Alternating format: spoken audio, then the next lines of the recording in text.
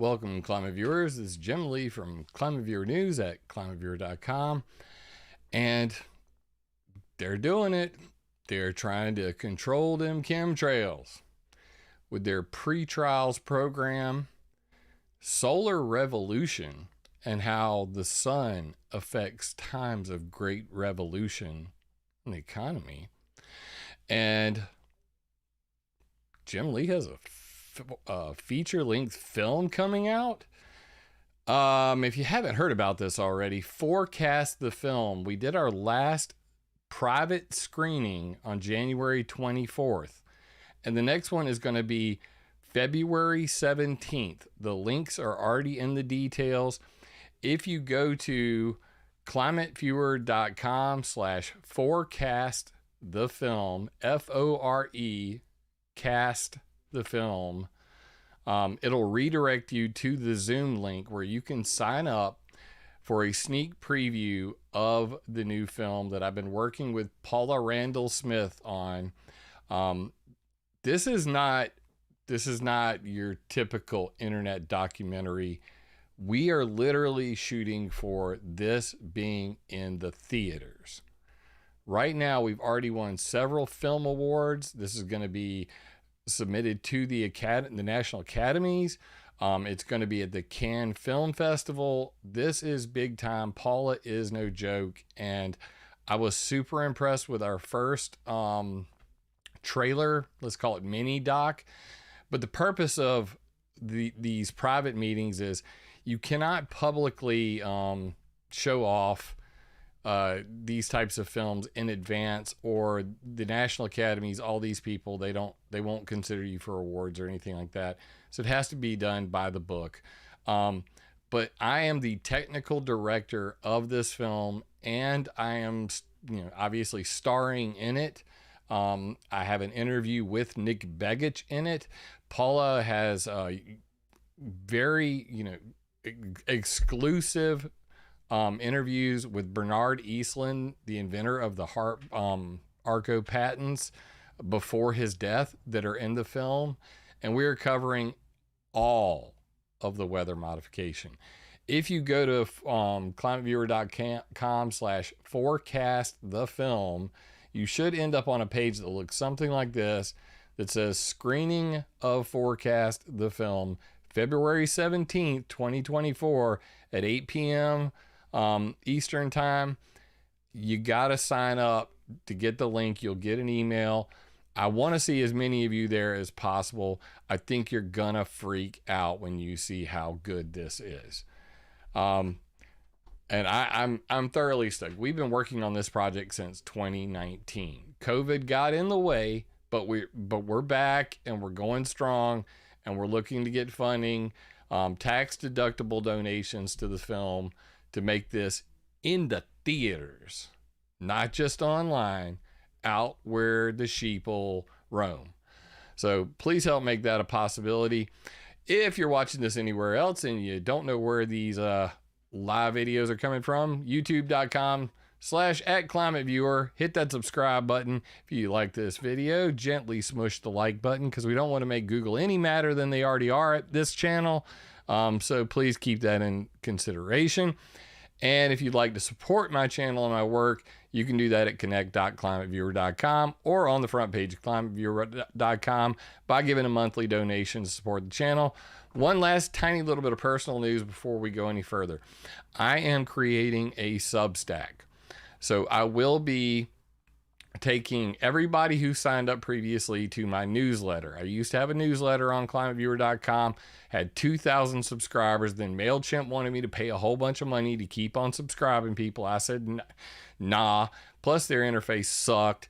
So everybody who's currently a Patreon, I'm going to take your emails and I'm going to sign them up for the Substack, as well as anybody who previously signed up for MailChimp, given that they haven't, try to make it where I have to literally pay to get my email list out of there.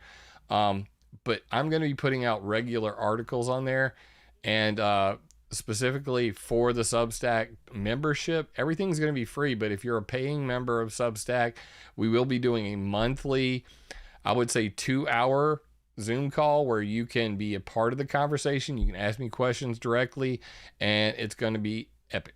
Okay. I don't Zoom. Can I still see it? I'm going to talk to Paul about that because I want to figure out another way to do it. But currently, they are using Zoom. This allows not only people to see the trailer in private, but then we do a live Q&A session afterwards. It's going to be epic. So on to this pre-trials. How did we get started here? Where did this all come from? Now, I talked about this a long time ago. I've talked about it many times in the past. After 9/11, they really decided that, them chemtrails, they a problem. Because, as you can see in the cover picture that I have here, the clouds created by planes trap heat. They make like a blanket over the sky. Everybody's familiar with solar radiation management. Another term you may have never heard of is called Earth radiation management, and it deals with outgoing long wave radiation. The idea that heat reaches the ground, but then at nighttime it escapes to space. What's stopping that from happening? It's them chemtrails. It's the cirrus clouds that are created by pollution from planes making clouds that trap heat. These metal clouds, they're 75% metals. The seeds in cirrus clouds are 75% man-made metals. Those metals come from jet fuel being burned and or secret government programs spraying chemicals in the upper atmosphere. Regardless, they see this as a big problem because carbon taxes, because they're going to be literally taxed out of the sky. So around 2010, Ulrich Schumann did a couple presentations, one of which he said, we want less warming, more cooling contrails, predictable for operational planning. Bottom right corner, quote. Bottom left corner, Dr. Rangasai Halthori, we would like more contrail-induced cirrus clouds during the day and none during the night. Ulrich Lohmann and Blas Gasparini, 2017, a cirrus cloud climate dial. We can achieve this by cirrus cloud seeding is limited to high latitude winters or nighttime seeding. What does all this mean? This means that the goal, whether you thought this was pollution or not, whether you thought this was intentional or not, now it is proven fact that there is an intentional program to geoengineer the planet using contrail-induced cirrus clouds. Aviation-induced cloudiness. You're going to hear some new terms. They were new to me today on this show. But they have so many terms for the same thing. Chemtrail, contrail, persistent contrail, aviation-induced cloudiness, all of these terms, doesn't matter. If it was pollution before, it certainly isn't anymore because they are intentionally trying to create clouds by day and none by night. This will be laid bare in this video. So when did they really start this? So in 2010, Ulrich Schumann, inventor of the Contrail Cirrus and Prediction tool, I don't know if there's actually a picture. Yeah, it's right here. He actually invented something called the Contrail Cirrus Simulation and Prediction tool. The goal of it was to tell what wet locations in the sky are more likely to create clouds. And in order to avoid making clouds that are going to stick around at night, they need to accurately model those. And in order to do that, they need observation, they need sensors, and they need AI, apparently now. So that brings us to, what's going on today. So originally he called this climate optimized routing of flights. A little bit of semantics here. They will tell you this is not a geoengineering program. This is mitigating the climate impacts of aviation. Okay, I would agree with you that your goal was to mitigate the climate impacts of aviation if you weren't trying to make scum trails. Thank you, chat. Stop the shots. Scum trails. If you weren't trying to make scum trails all day long and none by night, You recognize that they trap heat at night, but you still want to make them by day. That, by definition, is trying to control the temperature of the planet. You're trying to earn carbon credits, carbon offsets. That's what the airline industry is doing. They want to block out the sun during the day, but have a starry night so that the heat can escape back to space. Then they can say, yeah, planes fart out a lot of CO2. You want to carbon tax us for that, but guess what? We're cooling the planet. We're part of the solution. That's called greenwashing. So on to this next slide, or next article. All the details, all them details are already in the bottom of this video, so you can follow along at home. Always come with the receipts. The receipts are below. Oh, by the way, ARPA's involved in this. Not DARPA, but ARPA-E. Pretty much the same thing. Predictive real-time emissions technologies, reducing, get this, aircraft-induced lines in the sky. Pre-trails. And you can see they capitalize it, so it's the P-R-E-T. Pre-trails, okay? Trails means technologies reducing aircraft-induced lines in the sky. You can't make this stuff up. I was going to throw this logo on this video, but then I looked up here and I saw in the corner they got a trademark symbol, and they took down my HARP for Dummies video based on a trademark claim. I've had many copyright claims. I've never had a trademark claim before. You are correct, ND Space. DARPA was originally called ARPA. This is actually on arpae.energy.gov. Links in the details, so you can check it out. Aviation is an important part of our domestic and international transportation networks.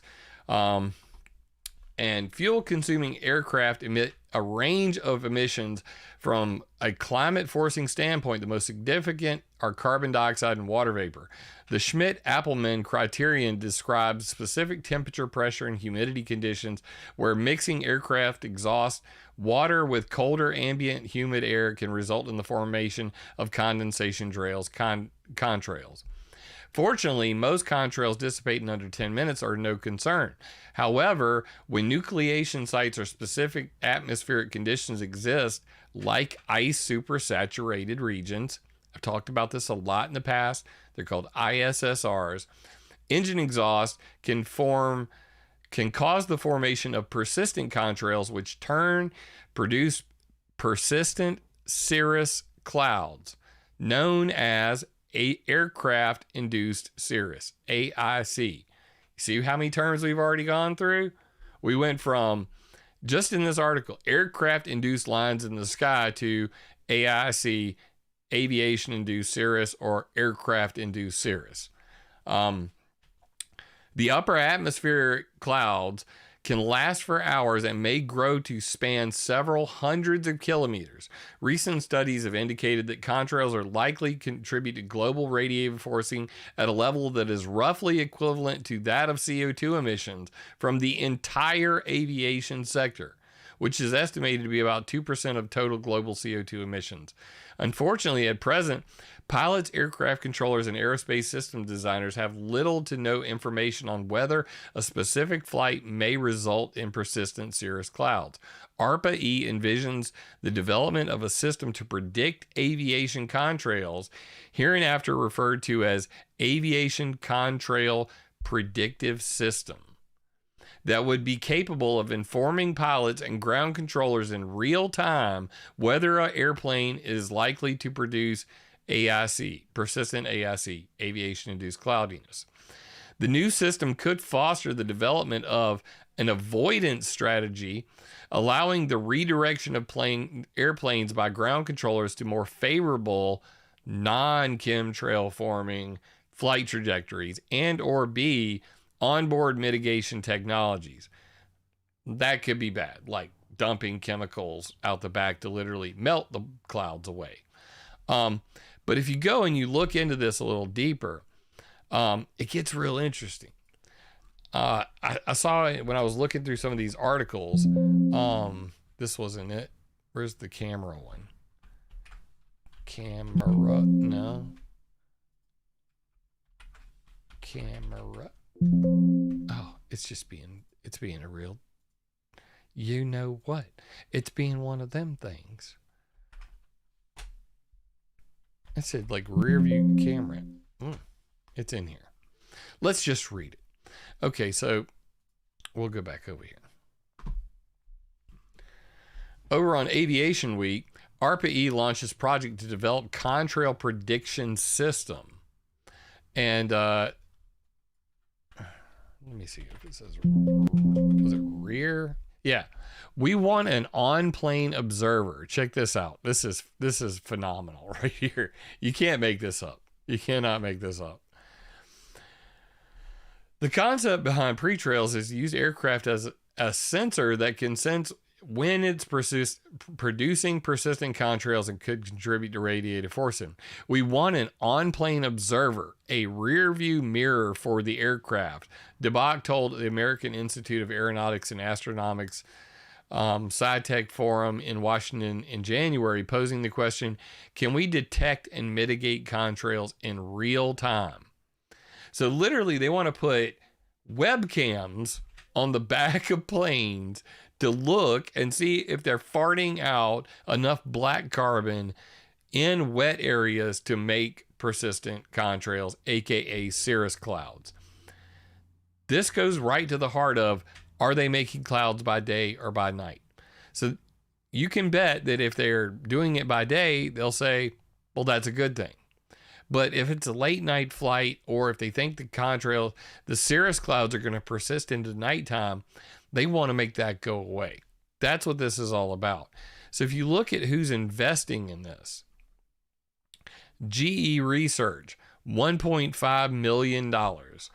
GE will develop a real-time in-flight prediction system for aircraft-induced cirrus formed from contrails for commercial aircraft operators who typically have little to no information on which flights cause long-lived cirrus clouds. In partnership with Southwest Airlines, GE Systems would combine detailed engine operational data, a hybrid physics and machine learning model, and on-airplane data, and real-time satellite observations to predict aviation-induced cirrus that last more than 5 hours. Awarded $1.5 million from ARPA.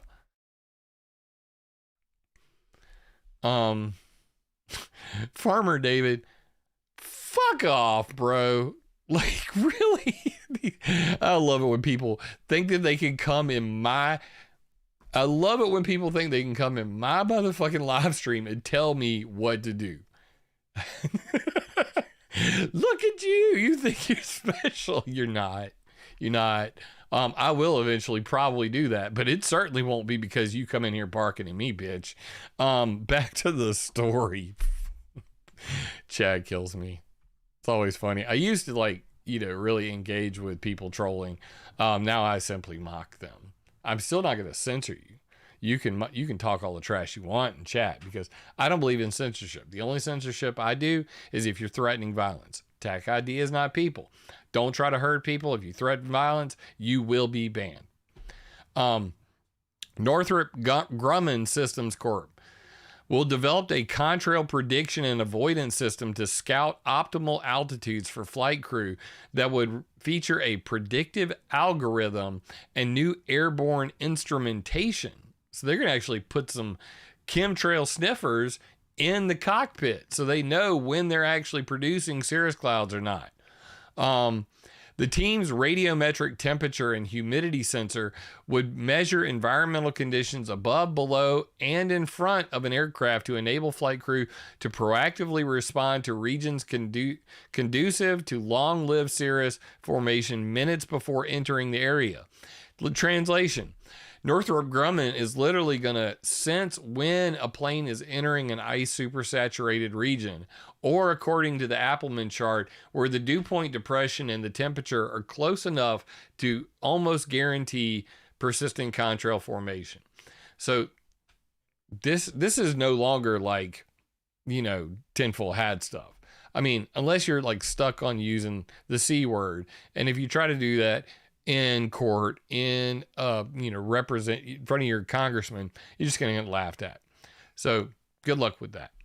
RTX Technologies Research Center will develop. Oh, by the way, Northrop Grumman got $2.49 million in award money. $2.5 million to RTX Technologies Research Center will develop a platform for forecasting aircraft-induced cirrus potential 100 kilometers ahead of the aircraft, up to 10 minutes ahead of time. The platform would involve a novel onboard LiDAR sensor for water vapor that would be installed on a small fraction of a fleet's aircraft to furnish data and predictions for the entire fleet. The Boeing Company, another $2.5 million, will develop a comprehensive approach for mitigating aircraft-induced cirrus that would leverage satellite observations, deep learning, AI, new developments in onboard humidity sensors, and numerical weather prediction model. Useful for flight planning, Boeing's approach could improve observational data sets, forward scientific understanding of humidity in the upper troposphere, and advance weather forecasting capabilities for the public. Finally, the university's Space Research Association in Mountain View, California. Anybody want to guess what else is in Mountain View, California? If you don't know, you don't know. Will develop a real-time cloud-based aviation contrail prediction and observation system that would improve airspace operations through new atmospheric data services and ensemble modeling approaches. The system would advance an existing cutting-edge Contrail computer model with novel machine learning AI to produce forecasts of persistent contrail forming regions. They got $1 million. So all of these people are getting in on this. They're getting millions of dollars to come up with prediction systems to not create clouds, literally to fly planes around areas that create clouds. I said this in 2015 at the EPA hearing on flight pollution. That was 8 freaking years ago that I said all of this. Hey, they're talking about, less warming, more cooling contrails, clouds by day, none by night, climate optimized routing of flights. And you guys are up here trying to regulate greenhouse gases coming out of airplanes. Nobody cares about that. Let's be real. Nobody cares about that. The guys flying to Davos sure don't care about that. None of Al Gore, Man Bear Pig, and all the rest of the Davos IPCC crew, they do not care about that. But they do like their private flights, and their private flights are almost always in the stratosphere. Go to adsbexchange.com. I'll do it right now, damn it. I'll do it right, damn it, now. Globe.adsbexchange, and without any preparation whatsoever, let's just take a go gander. Oh, what's that? That is a private flight, and let's see, Executive Airshare, LLC. How high are they flying? 45,000 feet. Stratosphere. They're in the stratosphere. Okay? Billy Hicks, I did receive your PayPal. Thank you so much. I'm going to pause for a moment. This weekend, I had a list of things that I needed to do. And on my list was to email everybody who's donated over the past 2 months. Unfortunately, and fortunately, I was interviewed by Del Bigtree from thehighwire.com on this past Tuesday. And as a result, Del basically, normally, from what I understand, the Highwire, they usually only do 30-minute segments. But my segment went so well that they sent me back a requested list of everything they want in, the show that's going to come out. Should be out this Thursday. Hopefully, crossing fingers, you'll be the first to know, because As soon as it comes live, I'm going to be on here doing a jig. But literally, like, these are all of the images that I needed to give them. I'm just going to scroll fast, but I had to go through, and they got timestamps. This is 32 minutes in, and all of these images I had to create. It took me around 9 hours to get all of this together. So I didn't get quite get to that over the weekend because I want to arm them with the best possible, information. Their editors said they wanted extra time to be able to, the things that I'm saying, be able to show. I would love to do a live stream of me watching the high wire. I don't know how cool they would be with that. So at the very least, and Diane, I saw yours too. Diane's funny. Like, she likes to donate in like 1, 2, 3, 4, things like that. So Diane, I really appreciate the $123.45. You're the best. All right. Diane has always supported me. Thank you. Thank you, girl. So if you look at this, you can see all of these, anything in pink, and almost all of them are private jets. Look, pink, pink, pink. They're all private jets. If you look at these, you'll see that they are all flying in the stratosphere. 45,325 feet. Private jet. They're all private jets. Almost all of the private jets are flying in the freaking stratosphere. Time and time again. You come up here. I must have clicked the wrong one because I meant to click that one. Right there. 44,975 feet. I think I proved my point. Okay. So yeah, it's the private planes that are up there directly spraying all of their exhaust into the stratosphere. This is a big problem.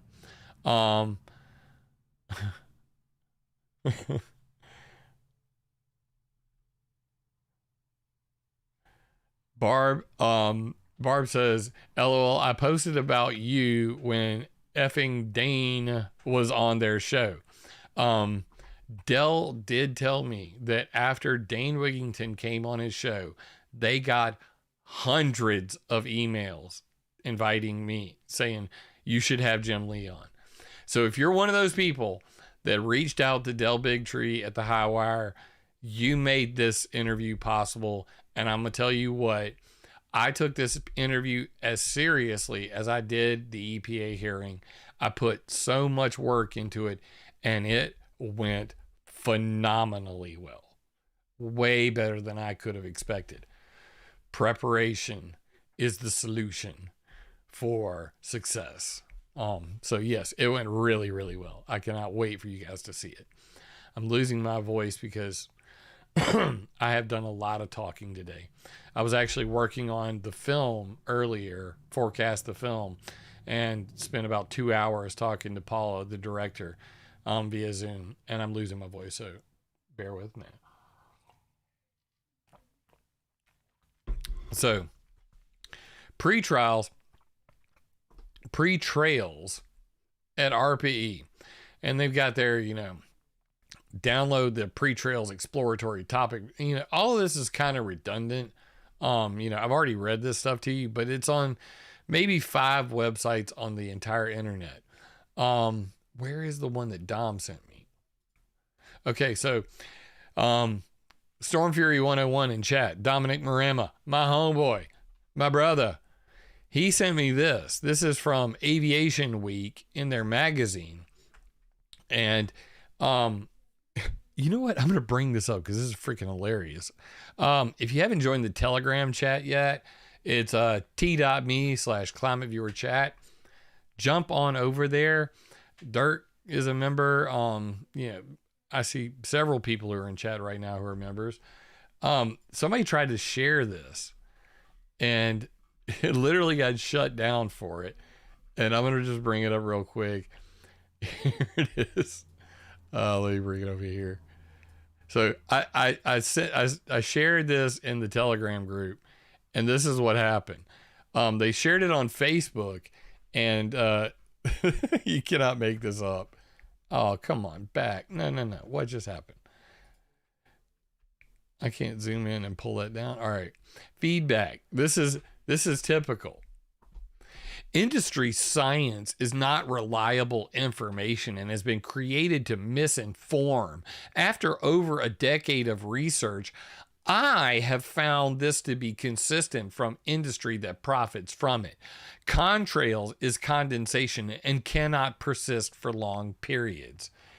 And they proceeded to delete the article I'm showing you right now from a Facebook group. Okay.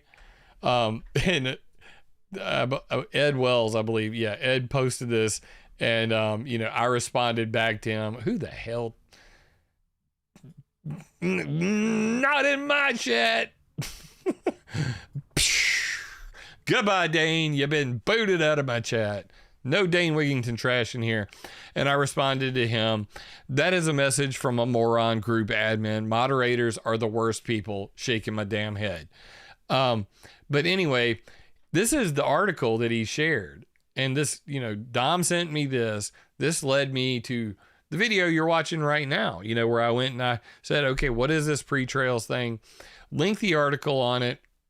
Pretty much everything I've already explained to you, but link in the details. This is on page 113, according to the counter at the top. It's page 44 if you're looking at it right here. It's a 2-page spread. It says Clearing the Skies. Propel 1K project aims to electrify regional aircraft. I probably should have looked that up because I know that that's something else too. Yeah.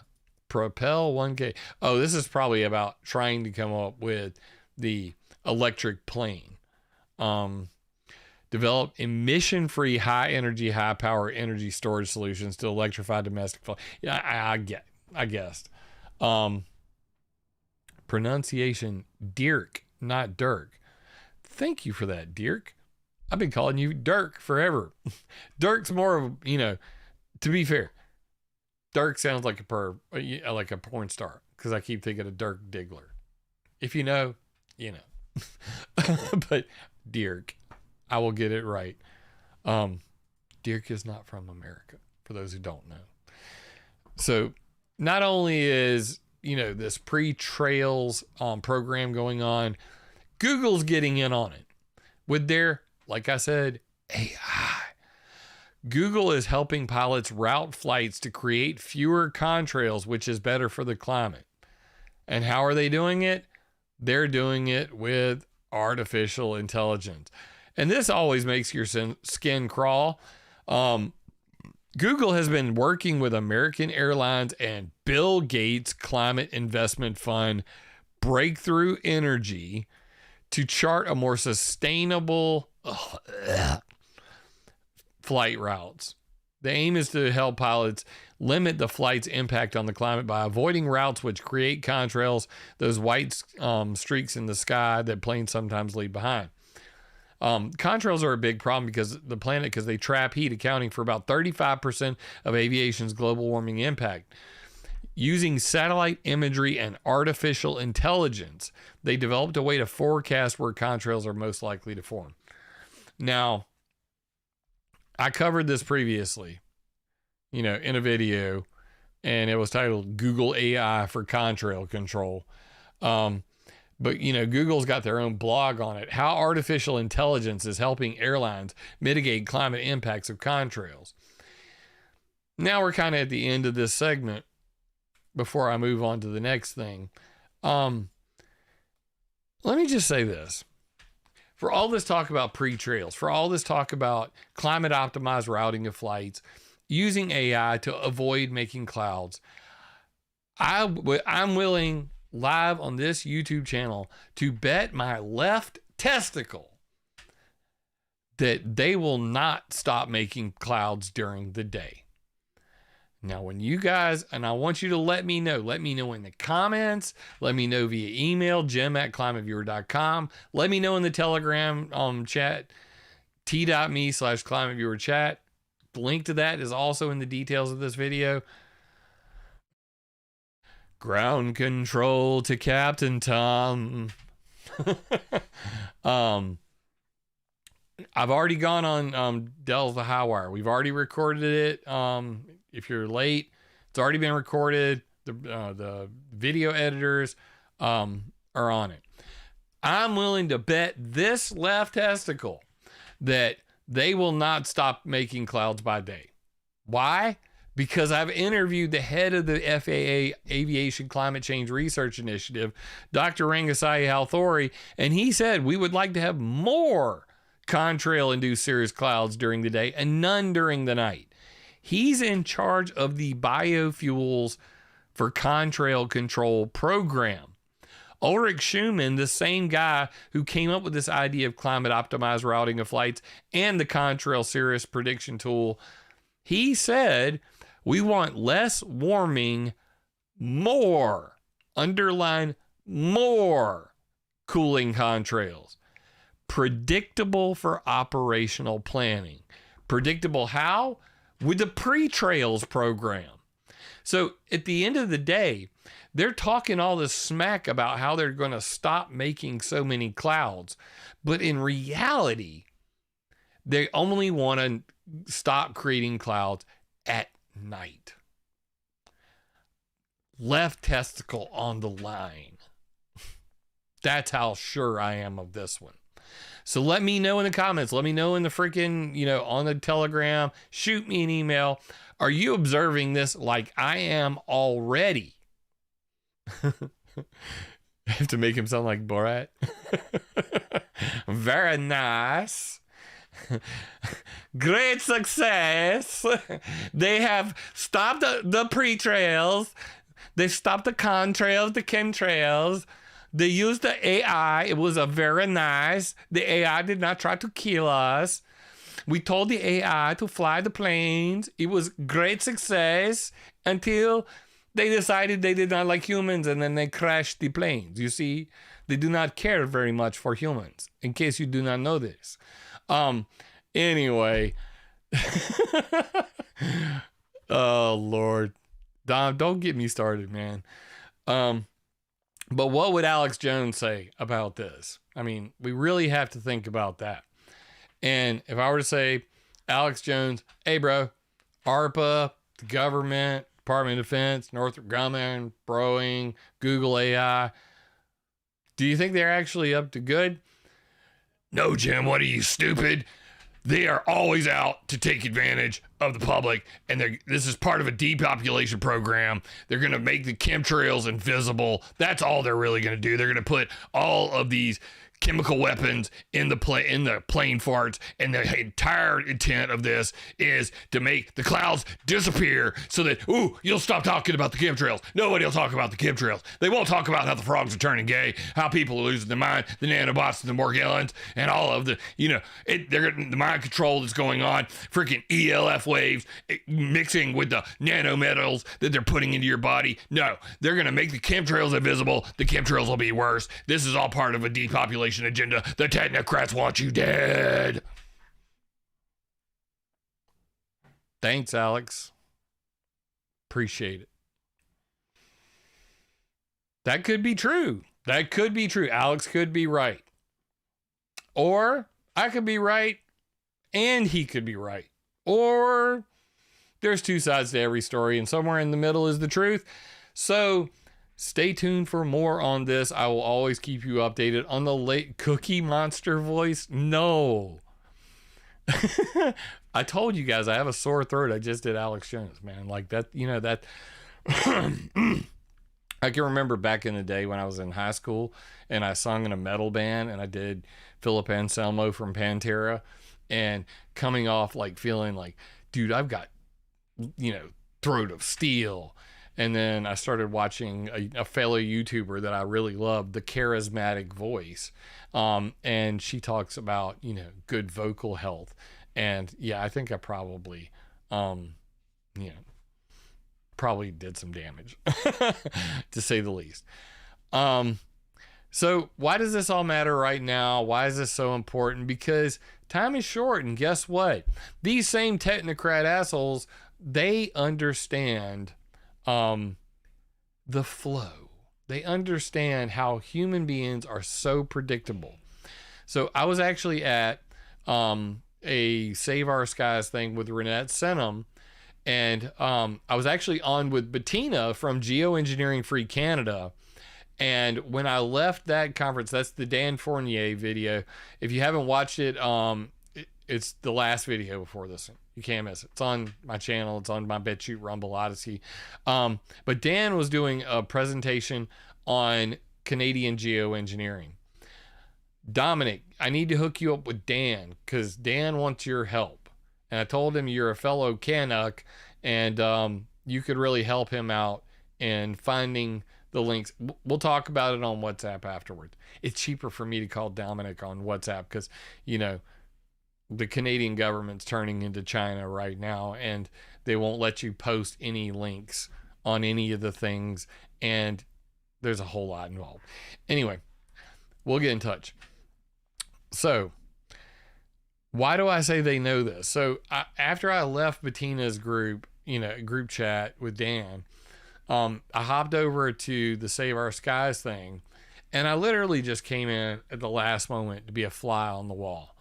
And I kind of ripped off something that, you know, just off the cuff, you know, and he didn't know about it. They didn't know. So he wrote this book called Sunspots and Mass Excitability, and it's about how the sun affects human nature over very long periods of time. So generally speaking, in solar maximum, that's when the sun's putting out the most energy. That's when our ionosphere is strongest. That's also when people are absorbing the most energy, which makes them pissed off and active. So generally speaking, during solar maximums, those have also occurred at the same times of global revolution. Solar minimums are when the sun is at its weakest, and basically the shields of the earth are down. Therefore, I'll paste you can read about this here. It's on Wikipedia. But in his book, The Sunspots and Mass Excitability, solar minimums, ionosphere is weak, more clouds created, more clouds equal more darkness equal more mold equal more global pandemics. So these are two of the major cycles of the sun that, you know, but he broke it down into 4 specifically pertaining to the human brain. So the 4 components of Shizhevsky's impossible name, 11-year cycle, and their approximate lengths, a 3-year period of minimum activity characterized by passivity and autocratic rule, a 2-year period in which the masses begin to organize under new leaders and one theme, a 3-year period of maximum excitability, revolution, and war. That is right now. That's 2024. That is 2023, 24, and 25. Yeah. A 3-year period of maximum excitability, revolution, and war. Ukraine, Israel, Europe, everything. Yep. And then 26, 27, 28, a 3-year period of gradual decrease in excitability until the masses are apathetic. Which is what we've been coming out of. 26, or just repeat, 26, 27, 28. Oh, wait, Agenda 2030. A 3-year period of minimum activity characterized by passivity and autocratic rule. 29, Agenda 2030, 31. That's really something. And there's something else you said that I thought was fascinating. You said even within the month, like there's 1 week where there's like, you know, there's lots of outreach and communion, and then the next. So talk about that too, because I said to you, I said, all of a sudden, out of the blue, boom, boom, boom, boom, my people just out of the blue reaching, saying, hey, I want to interview you, You've had the same thing happen. I'm like, where did this come from? And you explain. So please, I mean, it's good for us to be conscious of this. You could work with it. For those who don't know, like my nickname on the internet for the last 20, almost 30 years has resonated. REZ in 8D. So if you look on Twitter or I mean, if you look anywhere on the internet and you see REZ, the number 8 and D, that's me. Because nobody else has ever typed it apparently, which is freaking crazy when you consider how many people are on the internet. But I chose that because I was always fascinated with resonations, and particularly what you're talking about comes from the word lunatic. Of course. We are all lunatics. What is Luna? Luna is the moon. What is the human body mostly made of? We're mostly water.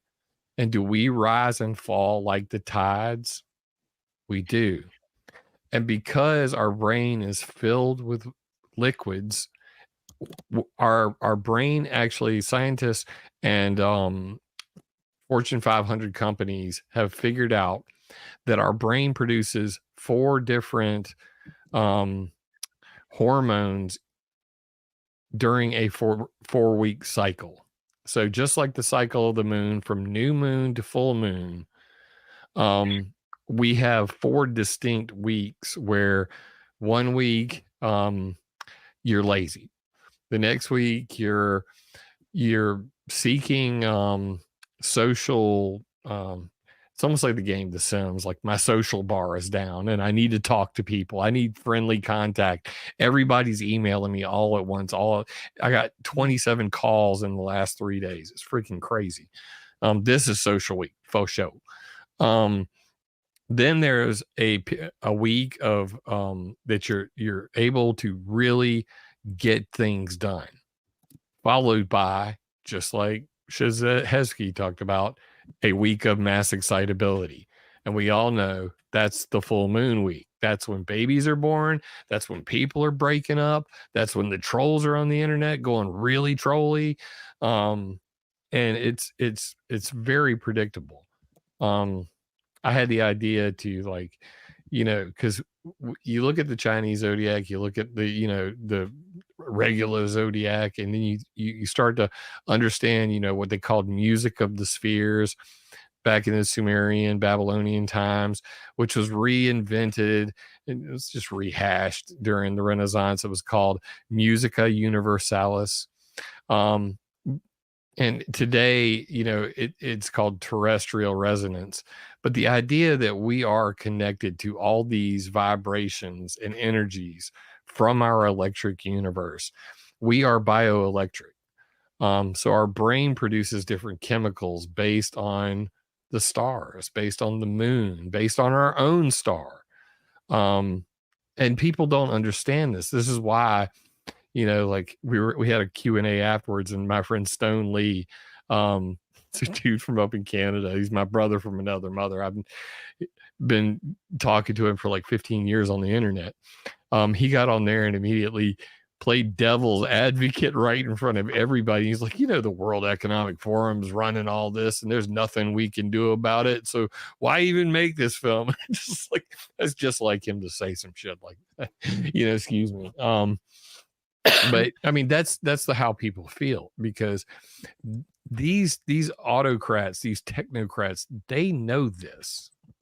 Like they understand what Tesla understood, 100 years ago, that we are biomechanical machines, that our nervous system is an antenna, that not only, as Maxwell from the famous Maxwell equation said, we not only send but receive signals.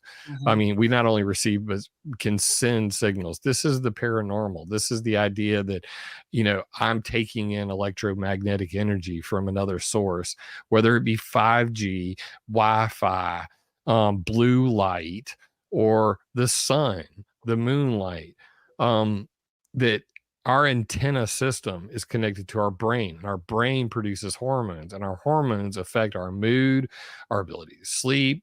And if we don't have good sleep, then we get sick because we don't remove free radicals, and we get cancer, and we die. So all of this is interconnected. So that's what me and Renette were having a conversation. I was like, I just briefly mentioned, I was like, well, we only got like a 3-year window here, and a year and a half of it's already up. So we better take advantage, before everybody goes back to sleep, because the sheep will go back to sleep. So my 2026. So my point I was making was like, look at, we have a limited time, and there is this kind of energy around geoengineering and people waking up and people wanting to go beyond just complaining about it, and even having all of you show up to learn more about it. This is some deep technological stuff that is not for everybody, and we're all trying to wrap our brains around it, but we're trying to do it because we want to go deeper and make a big difference. And so I just think it's really important that we be aware of what's going on, and run with it, like be conscious of it and work with it, to be in tandem with it. So the point I'm trying to make here is that there have been lots of studies on this sort of thing, and how, the solar cycles affect, that solar maximums have occurred in times of greatest revolution. And the last solar maximum was, around 2011, 12, and 13.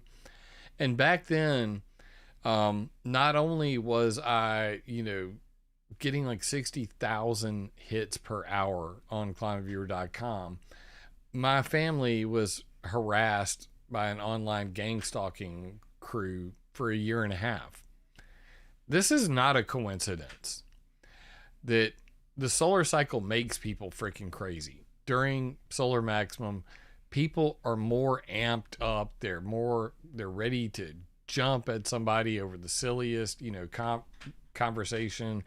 And just like with the full moon, it's predictable as, anything, that I would see people literally losing their minds on Facebook, just scrolling my feed.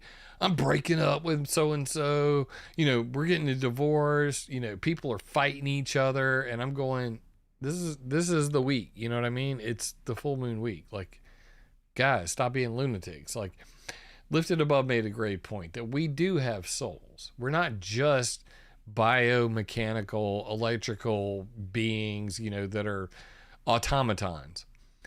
If you can recognize these external forces that make you predictable, you become less predictable.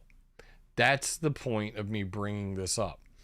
But you have to remember that the technocrats that run the world, that run all of the media, that misinform the masses, that censor videos online, anybody trying to speak truth to power, anybody who doesn't toe the line that, they've already set in stone. They want everybody to, be the same, chorus of sheeple going, meh. If you're one of those people, you pretty much already recognize that you don't want to drink the Kool-Aid, and you need to not be predictable.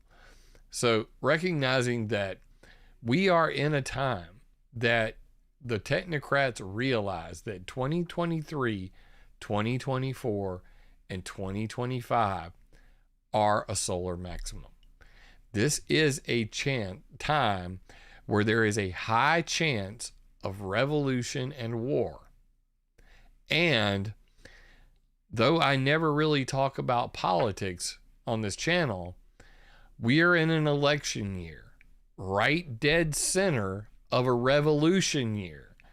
And that's why you see the political persecution of Donald Trump, because he could literally rip this to shreds if put back in office. He despises the deep state for what they did to him the last time, and it's only gonna get worse if things don't change. I'm not saying that Trump's some kind of super, Jesus Christ superstar that's going to go in and actually do something about all the corrupt 3-letter agencies that are leading to the ruination of this country. But I can promise you this, Joe Biden certainly won't change anything. So at this point, at this critical juncture, they are going to do everything they can to censor. You think it's bad now. The closer we get to the election, the more the crackdown will happen, the more the censorship will roll out, because mind control is their weapon. Perception management, psychological operations, astroturfing, sock puppets, not freedom of speech, limiting reach, making sure that even if you do put content out on the internet, that it can't reach anybody. That's why with Forecast the Film, we want to put this in movie theaters. We're not going for the online distribution, because guess what? Share it on your Facebook. They'll just shadow ban it. I've seen so many posts that I've shared. I've gone to the person's page. I logged in under a fake account under using my ExpressVPN in a different browser with no cookies. And guess what? When I go to their wall, the post before it and the post after it are there. And the post that they shared from ClimateViewer News on Facebook, it's invisible. So only that person and I can see that they shared it, and nobody else can. Do this little experiment yourself. Figure it out. You'll figure it out. You're smart people. I trust that you're smart people. So right now we're in a special time. And we got about 1.5 years left before the energy starts to wane. And we start the cycle over again. And guess what? It's 11 to 13 years to the next solar maximum. And the sun is only getting weaker, with its grand solar minimum expected between 2030 to 2040. This is bad news. If we don't right the ship now, this may be one of our last chances in a generation. So that's why I threw that out at this conversation. I want to bring that to your attention tonight, because I get to where I'm talking so much about just one single topic. And I get that there's so much that can be said about geoengineering, weather modification, ionospheric heaters, laser steering lightning bolts, lasers making, weather control, cloud seeding with graphene nanoparticles, with silicon dioxide nanoparticles. Weather control just gets crazier every year. Contrail control, chemtrails, all the things. Chemtrail seems to be what most people are fascinated about. So I do talk about a lot of stuff, related to that. But at the end of the day, if we don't do something in very short order, we may not get another chance, because guess what? You need numbers, and the numbers are not going to care, because the energy will peter out. We see this with the New Hampshire geoengineering ban. I've been contacted by 2 other people in 2 other states that want to write a similar bill to ban geoengineering in their state. So on my list of my to-do list is to literally write a draft legislation that is ready to go out of the box to ban geoengineering, with a supplemental material package that already has all the questions that they're going to ask you, with peer-reviewed scientific references and all that there. So you don't have to, be an expert on this. You literally have to go, when they say, well, how do you know that, these chemicals are in the clouds that we're seeing overhead? You can refer to Appendix B in the supplemental material. All the peer-reviewed science on that is there. Journal entries, all that stuff. You can have your legal team look it over. It's true. I've already done the work for you. So I've already gotten 2 requests for this. I want to make this something that is free of charge, available on the website, and anybody can recreate this in your home state. I'm going to be working on that as fast as humanly possible, given the fact that I work 40 hours a week and I have a family to, spend time with. So hopefully with this transition and starting a Substack and getting, people to subscribe to the Substack, I could get to a point where I'm making at least, you know, what I'm making at this stupid security job, and I can do this all day, every day for the rest of my life. So that's my goal, is to put out quality content, get people to subscribe, hopefully to the Substack or the Patreon, and get out of that job so that I can actually, you know, get in my car and go interview these people, or go to my state house and do a protest and try to get laws passed here in South Carolina. Be the example. I can't do that when I'm chained to a job that barely pays me anything. So that's my goal. I want to get to that point. I'm going to do everything in my power to make that happen.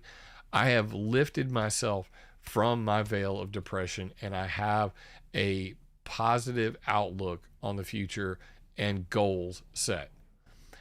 I hope that you guys will stay with me for this. I want to make this happen. And even though time is short, we're going to keep pushing no matter what. So that's all you can do. It's a marathon, not a sprint. And if we don't get it, you know, within my lifetime, I will at least know that I'd spent all the days of my life trying, and we will make a difference. So Diane wants her copy for Oregon. You know, I had Kentucky and Tennessee contact me. So this is something that needs to happen as soon as possible. Top of my priority list. And it'll be literally on my climateviewer.com/nmod page. Once it's ready, I'm going to rewrite the nmod AA, get it finished, and do the state version first. And then we'll lobby the federal government, like the United States government. If you're in a different country, you can lobby your government, you know, if you don't have like individual states. But the point being that you could literally have something, not some flyers to go inform the public, because frankly, fuck them. We don't need to inform anybody else. The people that really care, it only takes a small group of dedicated individuals to change the planet. In fact, they're the only thing that ever has Margaret Mead. So if you are armed with a law that is already written up, and all you got to do is convince one representative to carry it into a building and say, I want to pass this law, and here's all the references for why we should do it. That's cookie cutter, ready to go. Go get them, Tiger. And you can be that change. I can't be everywhere, but you certainly can. Climate viewers are everywhere, on every freaking continent in every country in the world. And that's what I'm hoping for, is to at least arm them with the information so that they don't have the monumental failures that happened in Rhode Island, that happened in New Hampshire, where people go in thinking they got it all figured out only to hit a brick wall. So that's my goal. I'm sticking to it. I appreciate everybody for tuning in tonight. Going late, you know, coming on a little later than usual because I was doing so much work to make sure that the editors over at the Highwire have everything that they requested for the interview I did. I hope it's going to be out this Thursday. Looking forward to that. ClimateViewer.com/forecastthefilm or forecastthefilm.com if you'd like to go ahead and donate to that. But, you know, at the least go to ClimateViewer.com/forecastthefilm/ and that will redirect you to the Zoom where you can go ahead and sign up. You should go to a screen that looks like this: screening of Forecast the Film, February 17th, 2024. Sign up now and put it in your, you know, calendar or whatever so you're reminded, and be there, because I'd really like to see you all there. And we will be doing a Q&A after watching the latest version of the rough cut, the short version of the full-length film we're trying to make. And I'd love to see you there. So with that being said, I love you, mean it. Tomorrow, I go back to work. Pray for me. And now you've been armed with the information. Knowing is half the battle, and please use that information to attack ideas, not people. Love you, mean it. Video resonates with you, leave me a comment because I love hearing from y'all. First time here, be sure to subscribe and click the bell. Yeah! Remember, it would be impossible for me to do this without your support, so please join my Patreon or buy me a coffee on PayPal. And always, attack ideas, not people.